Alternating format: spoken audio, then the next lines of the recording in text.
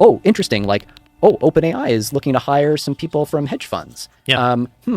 Like, I wonder what that means. I wonder what that implies. Like, if you think about all of the leaders in kind of the AI space, think about the Medallion fund, for example, right? This is like super successful hedge fund, very famous, like what, the man who broke the man who broke the market. Man who broke the market is the famous book about the founder of the Medallion fund. And like, this is basically like a fund that they make like ridiculous, like $5 billion returns every year, kind of guaranteed. So much so they have to cap how much they invest in the market because they would otherwise like move the market too much, like affect it.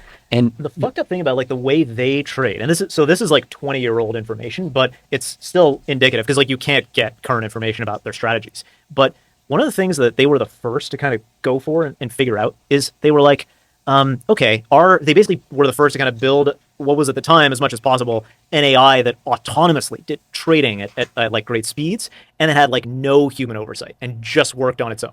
And what they found was the strategies that were the most successful were the ones that humans understood the least.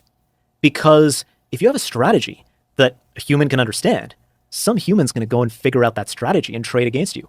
Whereas if you have the kind of the balls to go like, oh, this thing is doing some weird shit that I cannot understand no matter how hard I try, let's just fucking YOLO and trust it and make it work. If you have all the stuff debugged and if the whole system is working right, that's where your biggest successes are. So what kind of strategies are you talking about? Oh, I mean, like, I don't know specific examples. I can give an analogy. Yeah. Maybe this will like. So how are AI systems trained today, right? Oh, so just as a trading strategy. Sorry, I'll just sure. Basically, like, I think, yeah. You buy like as an example, like you buy this stock the Thursday after the full moon and then sell it like the Friday after the new moon or some like random shit like that. It's like, why does that even work? Like, why would that even work? So to sort of explain why these strategies work better, if you think about how AI systems are trained today, you basically, very roughly, you start with this blob of numbers that's called a model, and you feed it input, you get an output. If the output you get is no good, if you don't like the output, you basically fuck around with all those numbers, change them a little bit,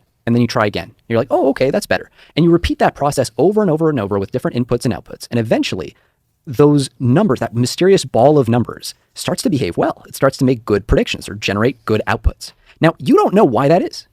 You just know that it does a good job, at least where you've tested it. Now, if you slightly change what you tested on, suddenly you could discover, oh shit, it's catastrophically failing at that thing. These things are very brittle in that way. And that's part of the reason why ChatGPT will just like completely go on a psycho binge fest every once in a while if you give it a prompt that has like too many exclamation points and asterisks in it or something. Like these systems are weirdly brittle in that way.